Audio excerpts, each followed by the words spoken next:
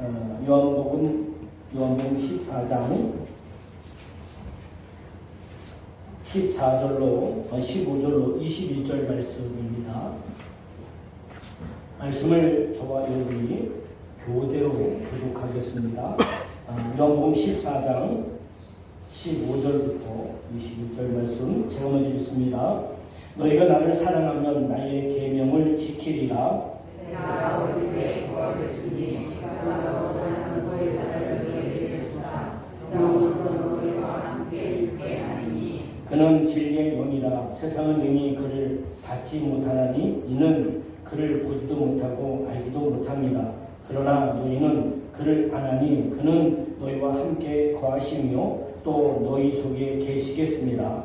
내가 너희를 보아 다시 버리지 아니하고 너희에게 오리라. 조금 있으면 세상은 다시 나를 보지 못할 것이로되 너희는 나를 보리니 이는 내가 살아있고 너희도 살아있겠습니다.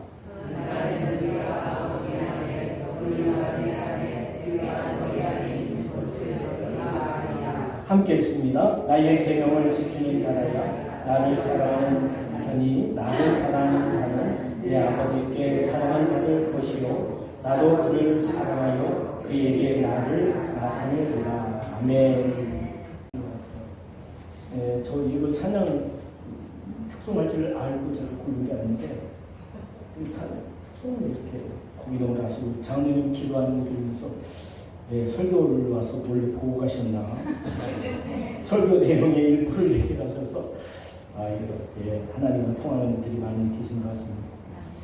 자, 오늘 요한복음 14장 15절로 21절 말씀을 가지고 동행하시는 하나님의 사랑, 네 번째 사랑에 대해서 말씀을 함께 나누겠습니다. 하나님께서 에덴을 만드시면서 보시기에 좋았다라고 이렇게 말씀을 하셨습니다. 하나님은 자기에 대해서 칭찬하시는 게 아니고 사실 장차 그 에덴 동산에서 당신의 형상을 가진 사랑하는 그 백성들과 함께 할 걸 생각할 때 너무 좋은 곳이다라고 생각을 했던 것이라고 저는 그렇게 봅니다. 그래서 보시기에 좋았다라고 말씀을 하셨고요. 여러분, 천국이 좋은 이유가 뭡니까? 천국에 가면 일 안 해서 좋지요. 특별히 여자분들 천국 가면 밥 안 해서 좋겠죠. 여자분들이 밥하는 것도 보통 스트레스가 아니더라고요. 오늘 저녁에는 뭐 할까? 내일 아침에는 뭐 할까? 그 고민이신데 천국 가면 그런 고민 안 해도 됩니다. 아니면 혹시 다음 달 세금을 어떻게 할 것인가? 이런 걱정이 없어서 천국이 좋은 걸까요? 아니면 다른 사람하고 경쟁하지 않게 되어서 좋은 걸까요? 전사님이 하울링 좀 잡아주면 좋겠네. 무엇이 천국에 가면 무엇이 좋은 걸까요? 천국에 가면 무엇이 좋을까요? 저는 생각을 하는데 이거 같아요. 천국에 가면 좋은 게 하나님의 형상을 닮은 이들, 그 사랑하는 이들이 함께 살기 때문에 천국이 좋은 것이다. 그렇게 생각합니다.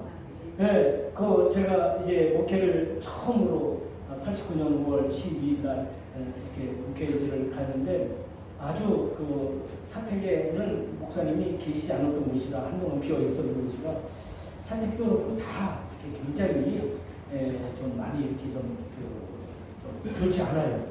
사람이 살아야 집도 좋은데 그러니까 그 집에 갔는데 근데 저는 너무 좋은 거예요. 근데 하루 저녁을 지내고 났는데 제 한 사람이 주방에 밥을 내려갔다가 깜짝 놀라서 엄마! 소리를 들려서 엄마가 없는데 그래서 왔더니 뭔가 했더니 옛날에는 왜 그 주방이 재래식으로 돼 있잖아요.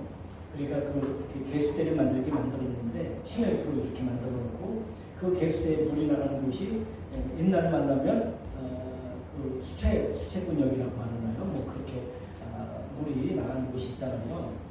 근데 거기에 누가 살았던 거예요. 그 바닥에 누가 살았는지 아시겠죠? 이 녀석들이 밤 사이에 다 기어를 가서 그 개수대에 잔뜩 있는 그 사람을 깜짝 놀라서 보니까 지렁이가 아주 많이 와 있더라고요. 그래서 제가 뭘 놀래? 그 물을 이렇게 받아갖고 슉슉슉슉 하니까 다 내려갔잖아요. 그래서 걱정하지 마. 그랬더니 그 다음날 또 목소리가 나와요. 또 가서 해줬죠. 그 다음날 지나가니까 그냥 아무 소리가 안 나요. 안 올라왔든지 제정신이 들었든지 제가 다 생각을 했는데 그 다음날도 여전히 올라왔던 거예요. 그래서 그거를 이제 제가 나중에 그거를 이제 입식으로 이렇게 고쳤는데 저 천국이 좋은 이유는 그런데도 불구하고 그것이 좋은 게 저는 두 가지죠. 저는 내가 사랑하는 주님의 일을 할 수 있어서 너무 감사하고 기뻤고, 비록 작은 교회예요. 교회도 몇 명 안 되고 정말 여러 가지 시설이나 모든 부분이 너무 부족하지만 그래도 너무 나는 그게 좋았고, 또 하나는 제가 사랑하는 아내와 같이 있어서 하여튼 남의 얘기는 아내는 안 해주시는 게 사랑의 특징입니다. 그래서 비록 이게 바닥도요 이렇게 옛날에 구들같이 이렇게 콘크리트 이렇게 넣었어요. 근데 이게 좀 무너졌더라고요. 바닥이 이렇게 쑥 파여 있어요. 그래도 제가 감사하고 좋아서 저는 너무 좋더라고요.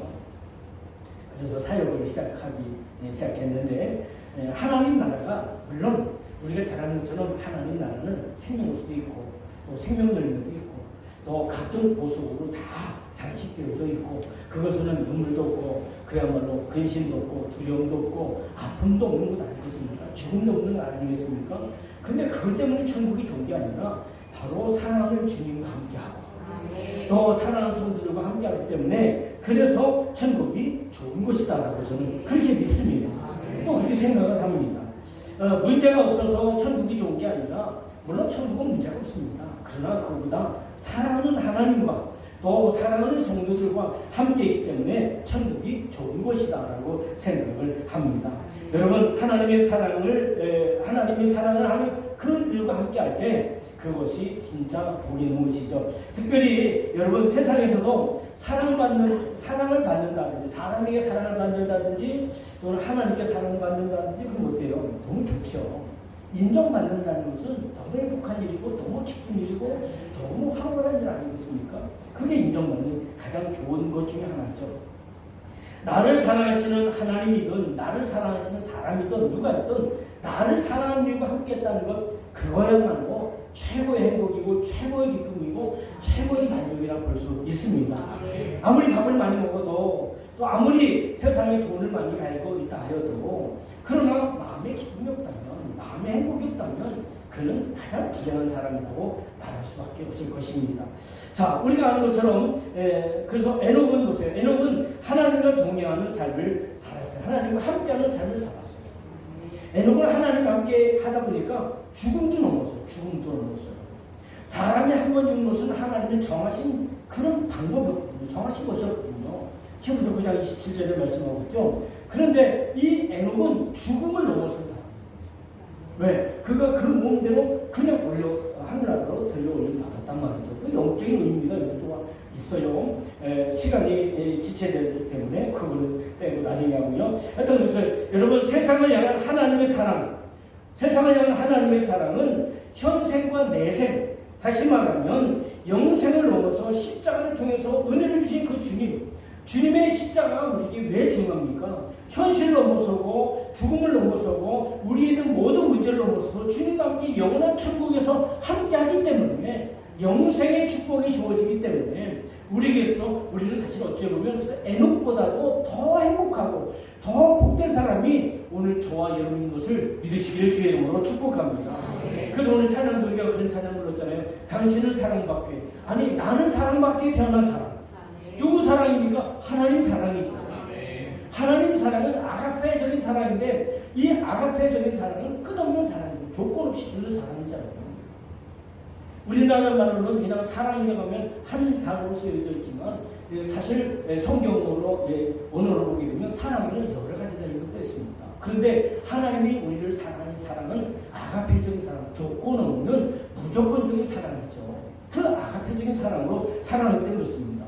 여러분 하나님과 함께 사람이든 하나님과 함께하는 것이 왜 복이 되냐면 하나님의 그 사람의 생일은 고해라고 합니다. 고난의 바다.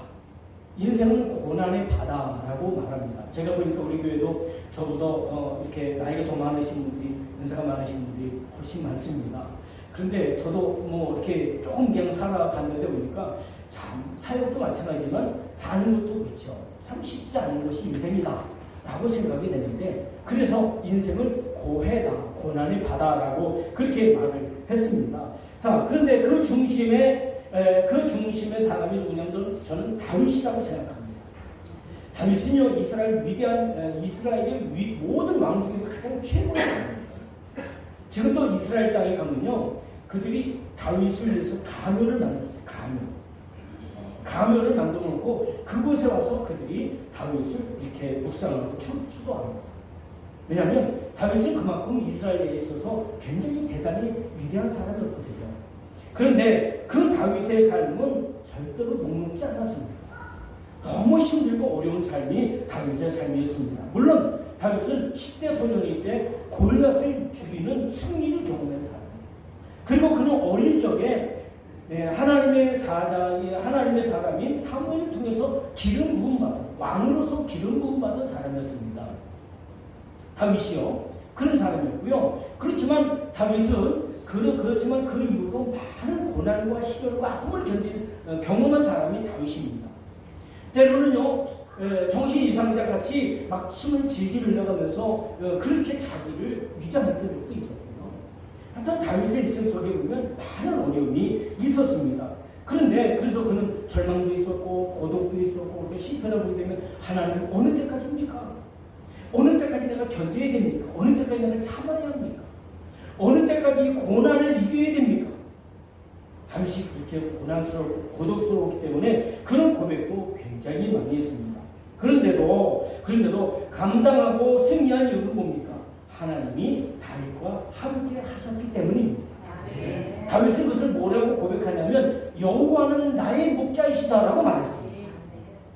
그러니까 다윗의 인생에 있어서 다윗이 다윗되게 한 것은 바로 하나님이 목자가 되어주시고 하나님이 함께 하셨기 때문에, 비록 현실로 볼 때는 고난도 슬픔도 아픔도 고독도 많이 있었지만, 그러나 그런 것 때문에 다윗이 자신의 인생에 대해서 절망하거나 좌절하지 않을 수 있었던 것은 하나님이 함께 하셨기 때문에, 더군다나 목자로 함께 하셨기 때문인 것을 알 수 있습니다. 하나님과 함께 하시는 사람은 고난이 임한다 할지라도 그 고난을 오히려 그는 축복의 빌미로 삼는다는 것입니다. 또 하나는 뭡니까? 여러분, 핍박자였지만 그를 품어주시고 그를 용서해주시고 오히려 그를 더 위대한 사람으로 쓰임받은 사람이 있어요. 누구입니까? 바로 우리가 잘 아는 것처럼 바로 바울이 하는 사람입니다. 이 바울이 예수님을 만나고 예수님을 경험하고 나서 그는 예수님을 위해서 생명을 거는 사람이 되었습니다. 바울은 로마에 가서 로마의 감옥에 갇혀 있다가 그가 이제 나이가 많이 들으셔서 거기서 순교를 당합니다. 그것도 참수형을 당하게 되는데, 제가 그 현장을 이렇게 가서 보면서 묵상하면서 너무 좀 마음이 굉장히 짠하더라고요. 바울이 그 어려움 속에서도 복음을 전하고 생명이 다하는 그 순간까지 예수가 그리스도라고 하는 것을 증언하는 그 삶을 살았던 그 현장을 가보니까 마음이 굉장히 이렇게 감동이 되어지는 모습, 그랬던 것을 기억합니다. 그는 비록 순교자로서 인생을 마쳤지만, 여러분, 기독교의 역사가 길어지면 길어질수록, 지나가면 지나갈수록 다윗의 그 헌신과 수고와 그 모든 사역은 점점 빛이 나고 점점 높아지고 있는 것을 보게 됩니다. 여러분, 그것이 바로 왜 어떻게 그럴 수 있었을까요? 바로 주님이 함께 하셨다고 했습니다. 그가 로마를 향해 가는 그 배를 탔을 때 유라굴라로 가는 엄청난 큰 대풍이 대작하여서 배가 다 산산이 조각이 났을 때도 바울은 두려워하지 않았습니다. 오히려 자기와 함께 가는 273명의 그 군인들을 향해서 말하죠. 하나님이 나에게 어젯밤에 말씀하셨습니다. 여러분, 배와 재물에는 손상을 받을 수 있을지 몰라도 여러분의 생명은 한 사람도 문제가 없을 것입니다. 그러니까 바울은 그걸 알았어요. 하나님이 여전히 함께하고 계시다. 그것을 알았기에 바울은 그의 삶이 순교로서의 삶을 마쳤지만 그 순교에 대해서 그는 두려워하거나 무서워하거나 회피하려고 하지 않았다는 사실입니다. 이렇게 하나님과 함께하는 사람, 사랑이 하나님과 함께하는 사람에게는 때로는 죽음을 넘고 때로는 고난을 넘고 때로는 자신의 인생을 완전히 뒤바꿔 놓는 그런 역사가 그에게도 있었다는 사실을 말씀하고 있는 것입니다. 이 시대에 우리가 살아가는 하나님과 함께하는 삶, 단순히 하나님과 동행하는 삶이 아니라 저는 다른 측면에서 이 말씀을 좀 살펴보면요, 하나님과 동행하는 삶은 뭐냐면 하나님의 실체인 말씀이 우리 안에 의식으로 들어와요.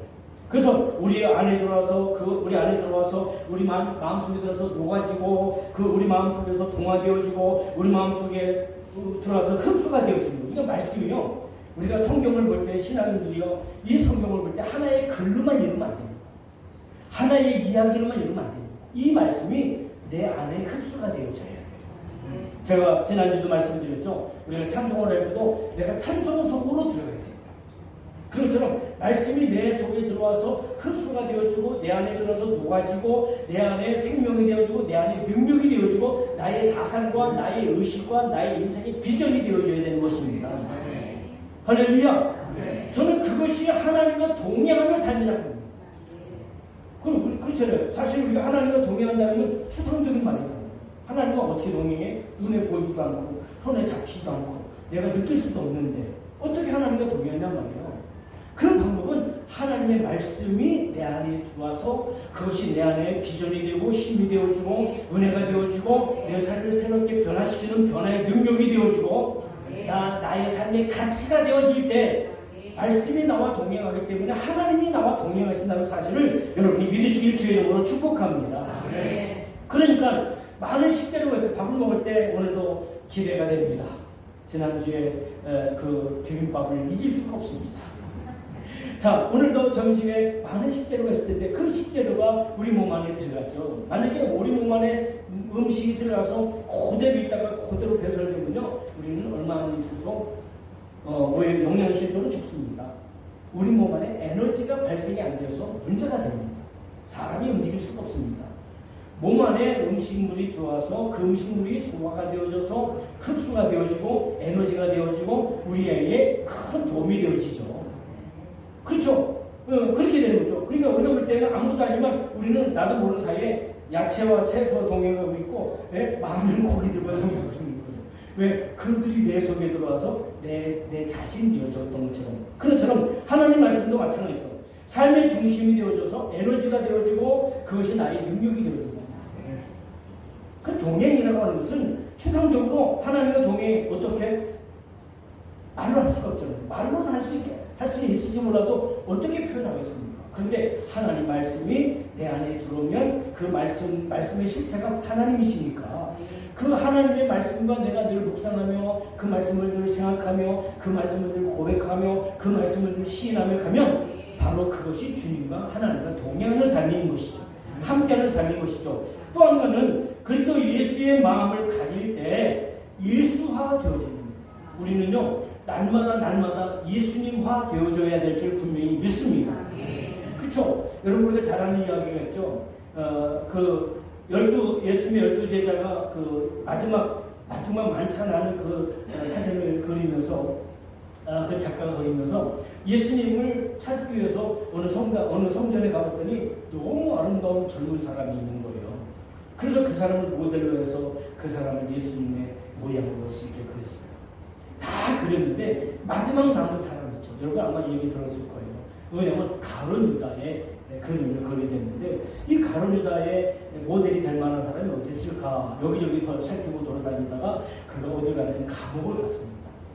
감옥을 갔는데 정말 인상이 날카롭고 굉장히 얼굴이 어둡고 정말 이 사람이야말로 가룟 유다 모델이다 생각을 해서 그 사람에게 요청을 해서 그 사람의 얼굴을 이제 그 가룟 유다의 형체를 이렇게 그림을 그렸어요.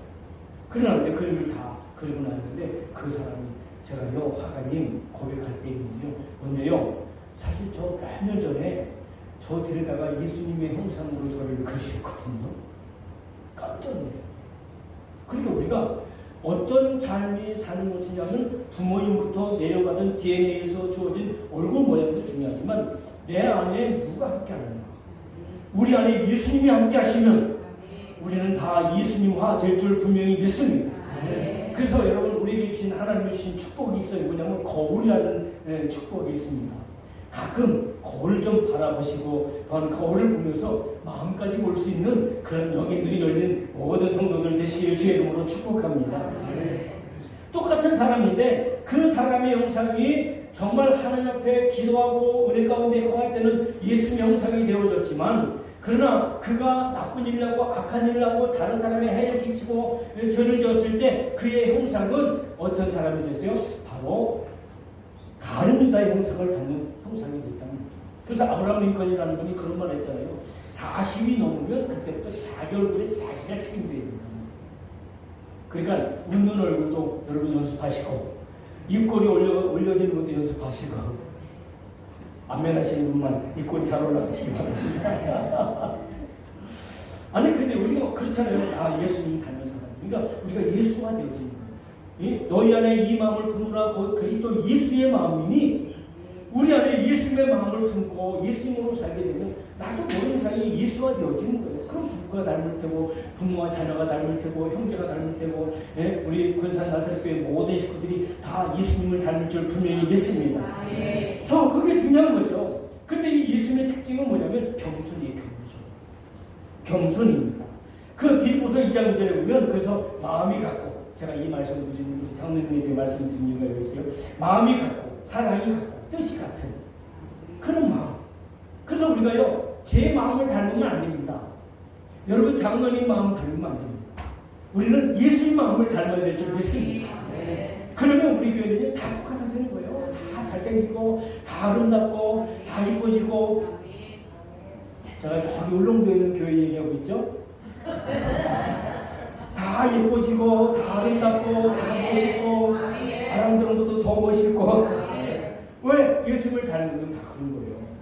왜? 첫째는 우리의 모습이 예수님을 닮아서 멋있게 생겨서 그렇고, 둘째는 우리 안에 예수님이 들어와 있기 때문에 다 예쁘게 보이거든요. 안 예쁠 수가 없잖아요. 안 예쁠 수가 없잖아요. 안 멋있을 수가 없잖아요. 예수가 되어지는 삶이 될 때 우리가 예수님과 동행하는 삶을 사는 거예요. 세 번째는 어떻게 하면 우리가 하나님과 동행하고 함께 할 수 있는 삶을 살 수 있습니까? 그것은 십자가의 길, 십자가의 길을 감당할 때 예수님과 함께하는 영광의 길로 가게 되는 겁니다. 좋은 얘기만 하다 약간 핀트가 빈다는 것 같지만 아닙니다. 예수님이 말씀하실 때는 그렇습니다. 마태복음 16장 24절에 누구들이 나를 따라오려거든 자기를 부인하고, 내가 부인되어져야 주님이 나타나기 때문에 자기를 부인하고 자기 십자가를 지고 따를 것이니라. 내게 주어진 십자가, 가정의 십자가, 일터의 십자가, 교회의 십자가 너무 힘들죠. 그러나 여러분 그 십자가와 하나님 나라에서의 축복은 정말 여러분 정비례한다는 사실을 기억하시기 바랍니다. 십자가가 클수록 십자가가 무거울수록 하늘나라에서 그 상급이 크다는 것을 여러분이 믿으시기 바랍니다. 그래서 우리가 십자가라는 것이 너무 힘들죠. 저도요, 저희 아이들이 신학 목회를 한다고 해서 저는 정말 보내기 싫었어요. 왜 하필이면 목회냐. 아마 우리 목사님도 아마 공감을 하실 거예요. 왜? 이게 누구보다도 내 자신과의 싸움이 가장 어려운 것 같아요. 다른 사람보다, 사탄보다도 더 힘든 게 내 자신과의 싸움인 것 같아요. 내 욕심과의 싸움이고, 내 자존심과의 싸움이고, 내 교만과의 싸움이고, 내 자의식과의 싸움이고, 이게 가장 어려운 것 같아요. 누가 이렇게 도와줄 수도 없어요. 이건 내가 이겨야 돼. 그래서 그것이 자기 십자가인 것 같아요. 이 자기 십자가를 지는 사람이 주님과 평생 동행합니다. 이 자기 십자가는 무엇입니까? 이 십자가는 무엇입니까? 우리가 볼 때 그 십자가는 짐 같죠? 여러분, 십자가는 짐이 아닙니다. 십자가는 징검다리와 같은 겁니다. 내 죄를 넘어서고 내 문제를 넘어서고 세상을 넘어서는 징검다리와 같은 겁니다. 십자가는 우리를 지탱해주는 지팡이와 같은 것입니다. 저 어릴 적 아버지가 농부이셨어요. 그래서 어릴 적부터 지게질을 했습니다. 근데 그 지게질을 할 때 가장 중요한 것 중에 하나가 뭐냐면 바로 작대기예요. 그 등에다가 짐을 이렇게 잔뜩 싣고 딱 일어설 때 그 작대기 하나가 있으면 딱 짚으면요, 웬만큼 무게를 다 이기고 그 지게를 질 수 있습니다. 근데 여러분, 모세도 지팡이를 집었잖아요. 이 십자가는 어떻게 보면 우리가 볼 때 짐이라고 생각하고 나에게 부담스러운 일이라고 생각하지만 그 십자가는 나를 지탱해주는, 나를 세워주는 바로 지팡이인 것을 기억하시기 바랍니다. 이 지팡이는 뭐예요? 여러분 시편 23편에 다윗이 그런 얘기잖아요. 막대기와 지팡이로. 여러분 막대기와 지팡이의 그 사용 용도가 다릅니다. 지팡이는 그 목자가 짚고 다니지만 지팡이로 이게 꼬부러졌는데 그거는 양을 걸어서 양의 목을 걸어서 끌어내고 이끌어갈 때 사용하는 것이고요. 막대기는 바로 사자나 곰이나 들짐승들이 올 때 그 막대기로 그를 쳐다니는 겁니다. 그래서 지팡이와 막대기로 나를 안위하신다라고 다윗이 고백했던 거죠. 그런데 이 십자가는 때로는 우리의 대적을 이길 수 있는, 나를 지탱해 줄 수 있는, 나로 하여금 강물을 넘고 물을 넘을 수 있는 징검다리 같은 역할이 바로 십자가입니다. 저는 그런 얘기합니다. 제가 잘나서 목회를 여기까지 해온 게 아닙니다. 누구보다 뛰어나기 때문에 목회를 해온 게 아닙니다. 절대로 그렇지 않습니다. 그럼 어떻게 제가 지금까지 목회를 해왔습니까? 바로 이 십자가 때문입니다. 그래서 저는 사실은 나름으로 여러분 믿음이 좋거든요. 열심히 기도하거든요. 그럼 제가 어떻게 믿음이 좋고 제가 잘났다고 하는 게 아니라 어떻게 이렇게 주의 일을 감당하시는지 아세요? 바로 십자가 때문입니다. 십자가 아니었으면요 저도요 목회 지금 진짜 밥 벌어 먹기 위해서는 할 거예요. 그러나 저는 아닙니다. 왜? 이게 십자가가 나를 키웠어요. 이 십자가가 목사이기 때문이 아니라 십자가가 목사인 나를 믿음을 키우고요. 이 십자가가 나에게 하나님 앞에 더 가까이 가도록 하나님을 더 붙잡도록 제가 말씀드린 것처럼 하나님의 바지가리를 잡도록 나를 이끌어준 것이 십자가예요. 십자가 없었으면 제가 목회를 더 기도했겠습니까? 십자가 없었으면 더 하나님을 의지했겠습니까?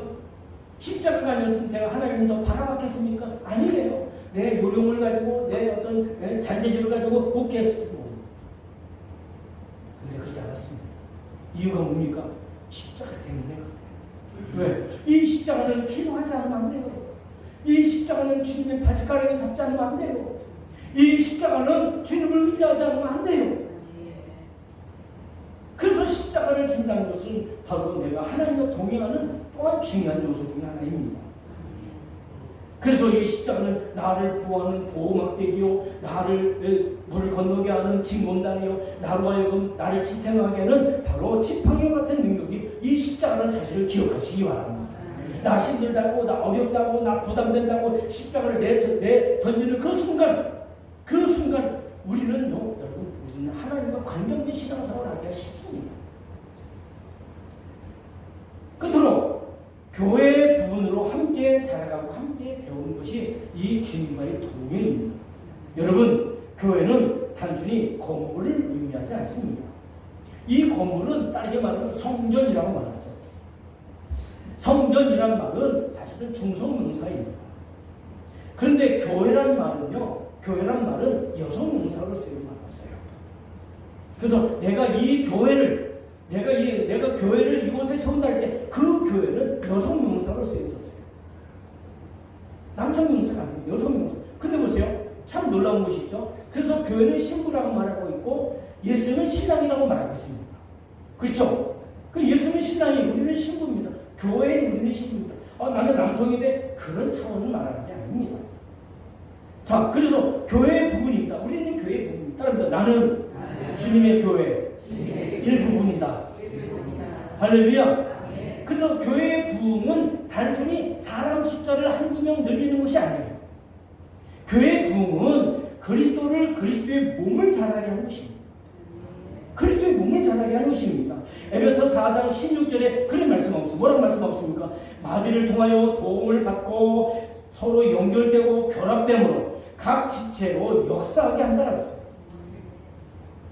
우리는요, 혈통적으로 볼 때나, 또는 어떤 고향적으로 볼 때나, 또는 집안으로 볼 때, 우리는 다 다를 수밖에 없어요. 그러나 우리는 그리스도 예수 안에서 혈통보다도 더 끈끈하고, 또 어떤 지역보다도 끈끈하고, 또 어떤 인종보다도 더 끈끈한 그리스도 예수의 은총으로 하나 된 성도인 것을 믿으시기 바랍니다. 이게 교회의 실체예요. 이게 교회의 실체예요.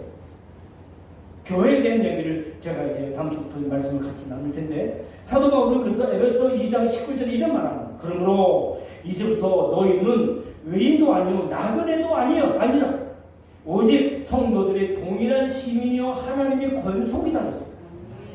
우리는요 나그네도 아니고요, 예? 우리는 외인도 아닙니다. 우리는 그리스도 예수 안에서 한 형제요, 한 가족이요, 한 믿음의 지체인 것을 믿으시길 주의 이름으로 축복합니다. 그래서 에베소 2장 20절에 그런 얘기했어요. 너희는 성령 안에서 하나님이 거하실 초소가 되기 위하여 그리스도 예수 안에서 함께 지어져 가느니라. 우리가 건물은 너무 아름답고 정말 고생해서, 예? 전임 목사님과 더불어 여러분들이 너무 고생해서 교회를 너무 아름답고 너무 귀하게 이렇게, 정말 잘 수리를 했어요. 정말 잘했습니다. 그런데 이제는 우리 여기 멈추면 안 돼요. 여기 만족하지 않아요. 이제는 뭐야 합니까? 우리는 그리스도 예수와 함께 지어져 가야 돼요. 영적인 교회로서, 영원한 교회로서 우리는 서로 지어져 가는 거예요. 그러니까 옆에 있는 분을 섬기면 그 사람을 통해서 내가 지어져 가고, 또 그 사람을 내가 그 사람을 세우고 그 사람이 나를 통해 지어져 가고. 교회의 본질은요 하나의 형체가 아닙니다. 무형체의 교회가 훨씬 더 중요한데, 그 무형체의 교회가 바로 모든 성도들이 모임이 무형체의 교회인데, 바로 성령 안에서 하나님이 거하실 초소가 되기 위하여 그리스도 예수 안에서 함께 지어져 가고, 우리가 함께 지어져 가는 거예요. 저도 하나님께서 우리 군산 나설교회를 인도하신 부분은 저도 부족한 부분이 너무 많기 때문에 여러분을 통해서 저도 지어져야 될 것입니다. 여러분에게 제가 이렇게 보냄받은 것도 마찬가지예요. 여러분들도 여러 가지 부족한 부분이 있을 때 그것이 또 저를 통해서 여러분이 부족한 부분이 또 보충돼서 또 지어지기 위해서, 또 여러분과 여러분 사이도 마찬가지예요. 때로는 내 마음에 들지 않고 내 생각과 달라도 그 사람을 통해서 내가 지어져 가는 거예요. 나를 통해서 그분이 또 지어져 가는 거예요. 그리고 우리는요 한 사람으로 나 하나로서 절대로 완전하지 않습니다. 우리는 부분이고요, 우리는 한 분야에 있는 것입니다. 우리는 서로를 위해서, 여러분 때문에 내가 있고, 나 때문에 여러분이 있고, 여러분 때문에 여러분이 있고, 여러분 때문에 여러분이 있는 것을 믿으시길 주의 이름으로 축복합니다. 저런 사람이 있으면 안 돼. 그런 사람은 한 사람도 없습니다. 우리 모두 다 나는 당신 때문에 있는 거야. 우리 한번 옆에 있는 분에게 한번 고백해 볼래요? 네, 직분을 이렇게 하면서 나는 장로님 때문에 있는 거예요. 나는 권사님 때문에 있는 겁니다. 다 같이 한번 옆에 앞에 있는 분들과 고백합니다. 시작!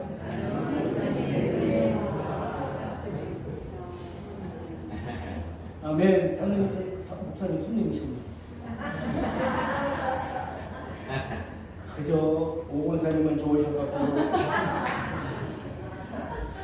좋은 일이에요.